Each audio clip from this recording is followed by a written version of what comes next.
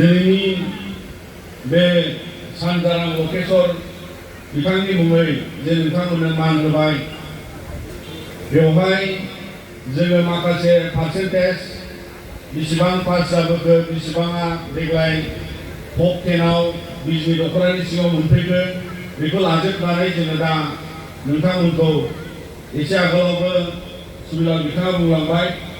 दा बेनिफ्राय माखासे बाथ्रा जोङो मिथिनानै लानांगोन।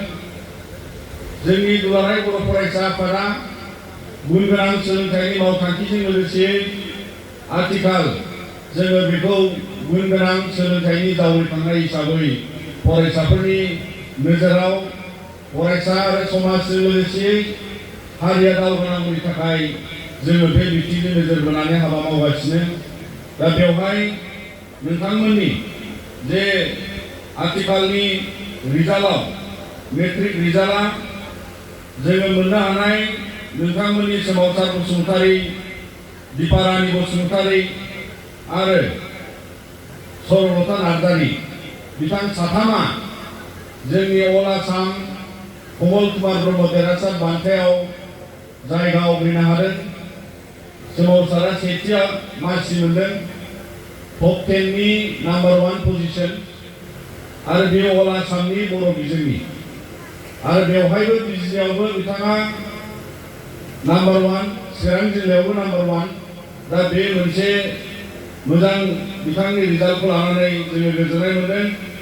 ब्रैथि मासियाव कमल कुमार ब्रह्म देरहासार बान्थायाव दङ दीपारानी बिथाङा, आरो स्निथि मासियाव दङ सरलता नार्जारी, आरो गुबुन बाहाय जोङो 10थि मासि मोननाय आरो जाय नोंथांमोननि लोगोफ्रा सेकेन्ड डिभिजन, सोरबाया थार्ड डिभिजन, एबा देग्लाय नोंथांमोननि लोगोफ्राबो मेट्रिक आनजादखौ उथ्रिसारबाय। दा बेखायनो नोंथांमोननि आवगायलांनायनि लामाया गोथोङै आवगायलांनांगोन। नोंथांमोननि थांखि नोजोर जि नोंथांमोन खस्थ' खालामनाय गोब्राब नाजानाया नोंथांमोननि नाजाथाबनायनि आखु जानांगोन। बेयो मोनसे हुदा हिसाबै नोंथांमोनजों खारफालांनांगोन।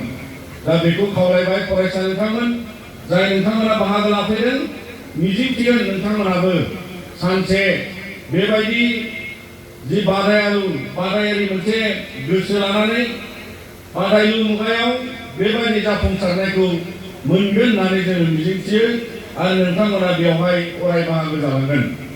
दा फरायसा नोंथांमोन, जोंहा कमल कुमार ब्रह्म देरहासार बान्था होनायाव थांनाय बोसोर गोबां फरायसा एखे रोखोमै फार्स्ट डिभिजन पास जादोंमोन, नाथाय थांनाय बोसोरनि तुलनायाव बेवहाय 117 फरायसाया खम जादों फार्स्ट डिभिजनाव। आरो बिनि सिगांनि बोसोर 2024 जों 2025 जों दानख'नानै नायोबा नुयो बेवहाय जे 986 फरायसाया थांनाय बोसोराव खम जाफैयो फार्स्ट डिभिजन जानाया। देग्लाय 17 फरायसाया 17 स्टुडेन्टसा फार्स्ट डिभिजनाव माने टटेल आसाम नाङै बिबाङा खम जाफैदों। आरो अभारअल जोङो नुबाय देग्लाय सोमावसार बसुमतारीया 89 जौखोन्दो मोनदों। दा 89 जौखोन्दोआ गामाखालि बोसोराव बियो 7 पजिशननिसो पार्सेन्टेज जाबोदों। आरो जाय नोंथांमोना जेरै देग्लायनि जोंनि बे बड' मिडियाम रिजाल्टआव टप 10 नाम्बार 1 पजिशना 89 जौखोन्दोआनो जादों। नाथायबा बिनि सिगांफ्राव बे 89 जौखोन्दोआ गेजेर खोलोबनि, आरो जोङो 94-95 जौखोन्दोआ जोंनियाव माने खफा जादों। दा फरायसा नोंथांमोन, बबेयावबा नङा बबेयावबा जोंनि फरायसा नोंथांमोना फराफारिजों खाब जानानै दावगानाय, नोंथांमोननि ओनसोलनि बा सारा आसामनि बा बड'लेण्डनि माखासे जोंनि सोलोंथाइयाव दावगानायाव जोंहा माबा मोनसे खहा जाबाय नामा, माबा मोनसे खस्थ' मोननाय दं नामा, माबा मोनसे जुजिनायाव फरायसाफ्रा मोगा मोगियाव हाख'वाखै नामा, बे माखासे थासारिया जोंनियाव दा बेरखांदों। दा बेनिखायनो फरायसा नोंथांमोन, जोंहा गोबां फोरोंगिरि फोरोंगुरु बिथांमोन आरो फरायसा नोंथांमोना बेफोर दहाय दिनै बिथाङा बुंनाय बायदि सिगांनि जे एक्सपिरियेन्स बे दा जोंनि आथिखालनि पार्सेन्टेजाव पास जानायाव मोजां पार्सेन्टेजा दिनैनि नाम्बार वानानो मोजां, थांनाय बोसोरनि नाम्बार वाना बै बोसोरनि मोजां आरो देग्लाय जोङो बे नाम्बार वान पजिशनाव आरो उनाव जों बिनिफ्राय जौसिन थांनांगौनि जे मोनसे आसा बेखौ लानानै जोंहा नोंथांमोननि फराफारि फरायनायाव कारिकुलामाव एग्जाम पेटार्नाव जोङो नुबाय सेन्ट्रेल जोंनि मिरु सायख' आनजाद जों एबसुआ बानजायनायाव नोंथांमोननि बावहाय दिनै बरायजानायाव 3 फरायसाफोर दङ। मानोना बियो मोनसे मिरुआरि जे जों रोंगौसा सायख' आनजाद बानजायो बेवहाय फरायसाफोरनि रोंगौथिखौ चेक खालामनाय जायो। चेक खालामनांगौ गाव गावनि रोंगौथिखौ मोनदांथिखौ नायनो थाखाय। दा बेखायनो बेयो मोनसे बिदिन्थि महरै आरो बियो बिथांमोननि थाखाय बेयो मोजां मोनसे एक्सपिरियेन्स जादों होननानै जों फोथायो। मानोना बे आनजादजों फरायसाफोरखौ जोङो गुबै आनजादनि थामथिमाव थांनायनि सिगां गावखौ मिथिना लानो थाखाय जों बेखौ बानजायदों। दा बेनिखायनो फरायसा नोंथांमोन माखासे बाथ्राखौ दिनैनि फरायसाफ्रा नोंथांमोनहा आथिखालनि फरायसा हिसाबै गोबांथारै सिगांनि जुजिनायनि थासारिनिफ्राय फैयै आरो जाय गेदेमा सुबुंनि मुङै दिनै नोंथांमोननि बे बान्थाखौ होदों, बे जाय जोंनि सानजारां लकेश्वर ब्रह्ममोननि बिथांमोननि बै समनि जुजिनाय दहाय खोन्थायाखैबा बे बिजनियाव फरायसालिमा गैयामोन। लेखा फरायनांगौखौ मेट्रिक पास जाखांनानै हायार सेकेन्डारि फरायनो जायगा गैयामोन।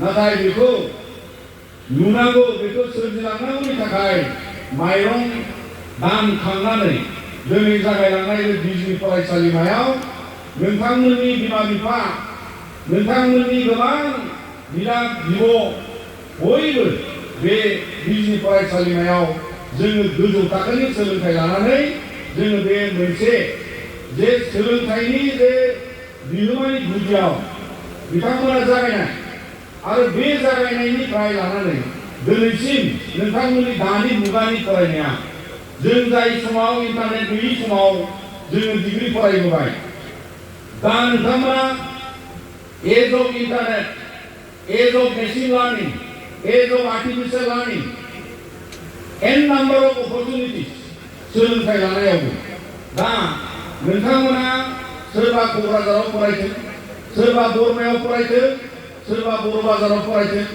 सोरबाया बिजनियाव फरायथों, सोरबाया पानबारियाव फरायथों, फराफारिया एखे। नोंथांमोननि थाखोनि फराफारिनि जुजिनायनि मोनदांथिया नोंथांनि गोसो, नोंथांनि नाजाथाबनाय आरो बे दिनै जाय सोमावसार बसुमतारिया आसामनि बर' बिजोङाव बर' मिडियामाव टप 10 नाम्बार 1 पजिशन, बिथांनि फराखौ जाय नोंथांमोना दिनै बे टप 10 नि अनगायै सेकेन्ड डिभिजन, थार्ड डिभिजन उथ्रिसारबाय, नोंथांमोनाबो बे एखे फराफारिखौनो फरायनानै खिन्थु आनजादखौ होदों। खालिबो नोंथांमोना गोबां फरायसाफ्रा दिनै जाय नोंथांमोना बेवहाय 9, 10, 11, 12 दं, नोंथांमोननि मोनदांथिया बे नोंथांमोनखौ फरायनायाव थुलुंगा होनांगोन जे एखे फराफारिखौ फरायनायाव जोङो मानो गुबुन गुबुन फारागाव नाम्बार मोनो, बेयाव जोङो माखासे गावबागाव गोसोखौ थुलुंगा खालामनानै गोसो बोजबनांगौनि बाथ्रा फैबाय। दा बेनिखायनो जों खावलायगोन जे देग्लायनि बा आथिखाल जुगनिफ्राय फरायसाफ्रा माखासे सोलोंथाइनि मोनदांथियाव गोदान गोदान नोंथांमोननि सिलेबासनि कन्टेन्टनि एनसिईआरटी कारिकुलामजों जि कर्सनि डिजाइन बियो जोबोद माने थख'यै होनबाबो बारा बुंनाय जाया, सुंथाब होनबाबो बारा बुंनाय जाया। लोगोसे कनसेप्चुवेलि बुजिहोनो थाखाय जोङो नुबाय नोंथांमोना दा क्लास 6, 7 निफ्राय अलजेब्रा, ट्राइगोनोमेट्री, जिअ'मेट्री नोंथांमोना बेखौ क्लास 6, 7, 8, 7, 6 आवनो फरायबोयो। जाय कनसेप्टखौ जोङो क्लास 8 आवसो मोनदोंमोन। मानोना क्लास 8, 9 आव जेब्ला जों फरायबाय बे समाव कन्टिनिउआस 8, 9, 10 अलजेब्रा जिअमेट्रि माने गासिखौबो एखे मेट्रिकआव लिरनांगौ बेथ' जोंनि थाखाय कनसेप्टखौनो बुजिस्लाबै समावनो बोसोरथामनि अंकखौ साननानै मेट्रिकआव लिरनाय बेसेबां गिदिर अजन दा देग्लाय बा दा नोंथांमोननि फरायसाफोरनि फराफारिया बिदि नङा नोंथांमोनखौ बै अरायसम हालांनांगौनि थाखाय 6 थाखोनिफ्राय 7 थाखोनिफ्राय 8 थाखोनिफ्राय बरनाय गासिबो कन्टेन्टखौ नोंथांमोननि ससियेल साइन्सेसआनो जा नोंथांमोना दा civics political science geography history एके कन्टेन्टआव ससियेल साइन्सेसआव नोंथांमोना आराम भाग फरायो इकनमिक्स फरायफानो मोनो आरो सिरियासलि नोंथांमोना देनां जायफ्रा दा मेट्रिक आनजाद उथ्रिबाय नोंथांमोना बेखौ साबजेक्ट सेन्ट्रिक नोंथांमोना बिनि कनसेन्ट्रेसनाव हाबनांसिगोन मानोना हायार लार्निं पार्सपेक्टिभआव गोजौ सोलोंथाइ लानायनि राहायाव नोंथांमोननि subject selection stream selection science arts commerce मानो होनोबा इन्टारडिसिप्लिनारि आइडियासआव नोंथांमोननि 6आव फरायनाय अलजेब्रा 6आव फरायनाय बिगियान 6आव फरायनाय 7आव फरायनाय सानखान्थि ससियेल साइन्सेस रिपिटेटिभलि नोंथांमोना बियो अलवेज कानेक्टेड नोंथांमोना जुदि इन्डियान कन्स्टिटिउसनखौ जागायनो मोनबायबा अराय सम गोसोआव लानांगोन जे बियो सोरबा पलिटिकल साइन्स फरायब्लाबो सोरबाया कम्पिटिटिभ आनजादाव फरायनो गोसो जाब्लाबो बेखौ एरायनानै सोलिनो हानाय नङा दा बेखायनो मानगोनां फरायसा नोंथांमोन जोङो दा माखासे गोदान मोनदांथि डेभेलपमेन्टखौ जोंनि गोसोआव जों लानांगोन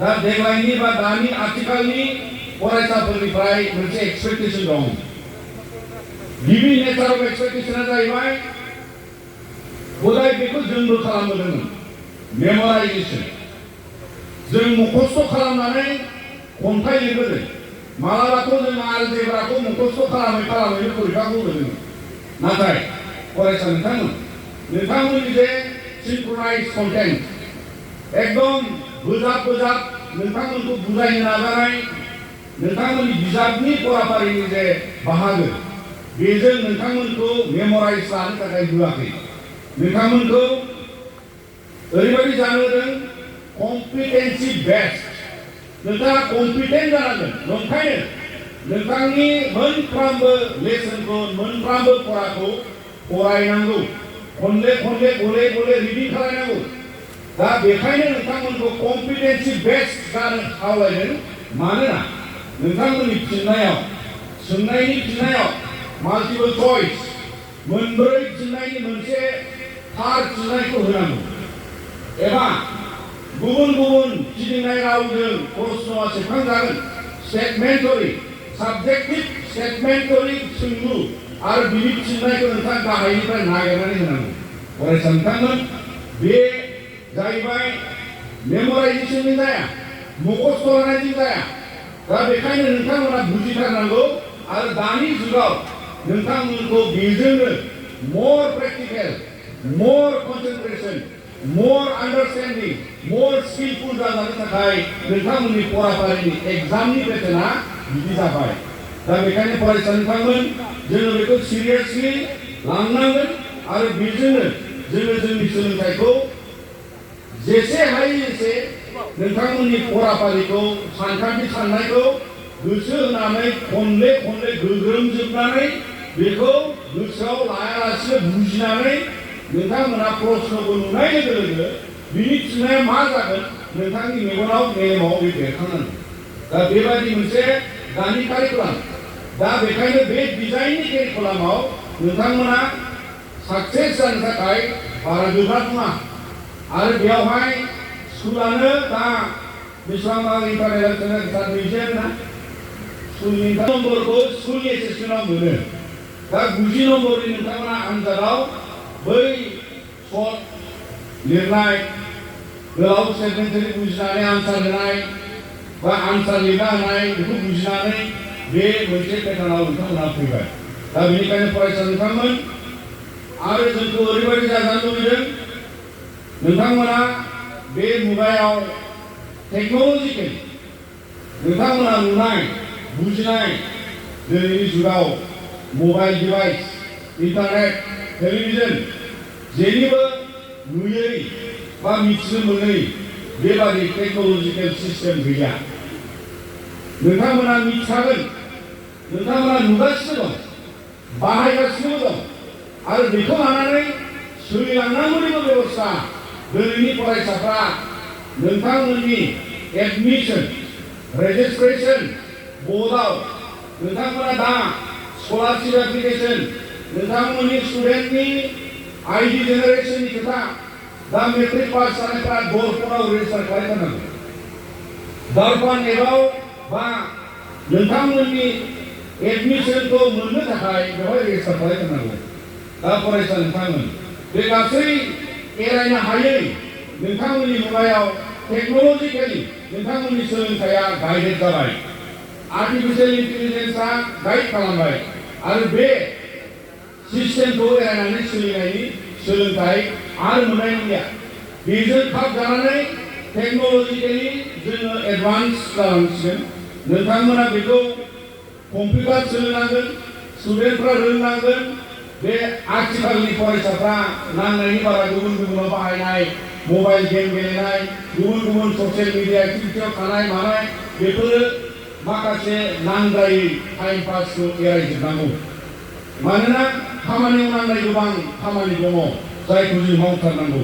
दा बेनिखायनो फरायसा नोंथांमोन दा बेबायदि मोनसे कलाबरेटिभ आइडियास टेक्न'लजिकेलि फरायसाफ्रा बेखौ अराय गोसोआव लानानै दावगानांगोन। बेजों मिसइउज जानो नाङा, बेजों मिसगाइड जानो नाङा। नोंथांनि लामाया सिदा जानांगोन, फराफारि फरायनाया खम जानो मोननाय नङा। दा बेखायनो नोंथांमोनखौ खावलायबाय आरो बेबायदि नोंथांमोननि ओरिएन्टेसना जालांनांगोन। मानोना नोंथांमोना दानि जेसेबां बे गियानखौ लानानै टेक्न'लजिनि गियानखौ लानानै आवगायदों दिनैनि जुगाव बे एथिकेल आर्टिफिशियेल इन्टेलिजेन्स स्किल बा टेक्निकेल स्किला नोंथांमोना एथिकेल जानांगोन। दा माखौ नन एथिकेल बुङो?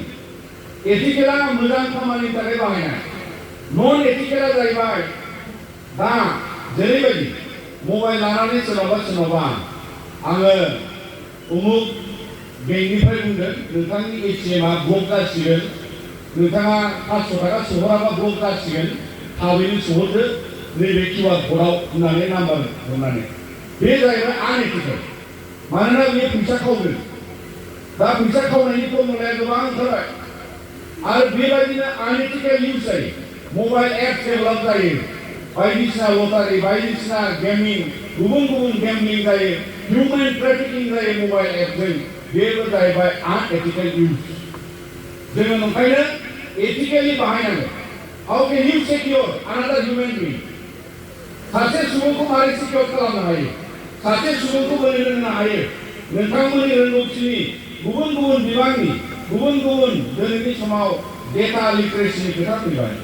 जोंहा दा बेसेबां अल इन्डियायाव सिबिएसइनियानो जा जोंनि आसामनि मेट्रिक रिजाल्ट दा जोङो दा बेवहाय डेटा सेन्ट्रिक एसेसमेन्ट खालामनाय जायो। बेसेबां पार्सेन्टेजाव हमना लादो फर एग्जाम्पल बड' एमआइलआव बेसेबां फरायसाया जौथि मोनखो, बेसेबाङा एसामिसाव जौथि मोनखो, बर' बिमा रावाव। थिग बेबो माखासे डेटा सेन्ट्रिक एसेसमेन्ट मुगायाव नोंथांमोननि फराफारि एसेसमेन्टआबो बेबादि कनसेन्ट्रेसनाव फैबाय। दा बेखायनो फरायसा नोंथांमोन बे एबिलिटिखौ फरायनायजों लोगोसे नोंथांमोना लांफानांगोन। बेवहाय साइन्सनि, कमार्सनि, हिउमेनिटिसनि जेबो फाराग गैया। बे रिक्वायरमेन्टआ एखे। दा बेखायनो बेखौ लार्निं पार्सपेक्टिभआव जों लांफाजोबनांगोन। दा गुबुन मोनसेया जाहैबाय फरायसा नोंथांमोना दानि जुगाव डिजिटेल सिटिजेनशिप जाबाय। मानो? जों भारतनि नागरिक, नाथाय प्रेजेन्ट स्टुडेन्टस जोंथ' डिजिटेल सिटिजेनशिप मोनजोबा। मानो मोनजोबा? जोंनि मेट्रिकनि मार्कशिटखौ बै माबायाव नुवा, अनलाइनाव नुवा। जोंनि डिग्रीनि मार्कशिटखौ अनलाइनाव नुवा। जोंहा जेबो रेकर्ड गैया। जोंनि मास्टार डिग्रीनिखौबो नुबावासैसो, बेबो गैया। दा खालि नोंसिनिया दा डिजि लकाराव थुबा दानि फरायसाफ्रा आपार आइडिजों टटेल एकाडेमिक रेकर्डबो फैगोन, जोनोम सार्टिफिकेट बिनिफ्राय लानानै नोंथांमोननि मेट्रिकनि certificate you are all digitise आधाराथ' दंखायो इउनिक आइडेन्टिटि नाम्बारा रेजिस्टार जाबाय फरायसाफोरनि आइडेन्टिटि थाबाय स्कलारशिपनि वान टाइम रेजिस्ट्रेशन आइडि थागोन स्कलारशिप एप्लाइ खालामबा दा इउ आर अल डिजिटाइज फरायसा नोंथांमोन नंखायनो नोंथांमोननि जेनेरेशना दा डिजिटेल सिटिजेनशिपआव कनभार्ट जागासिनो दं जाय डिजिटेल सिटिजेनशिपनि आइडियाजों नोंथांमोननि रोंगौथिनि बा इनफरमेशनखौ कारेक्ट खालामनानै लानायाव गोरोन्थिया खम जागोन दिनै गोबां मानसिया गोबांनि खोथा आमोखाया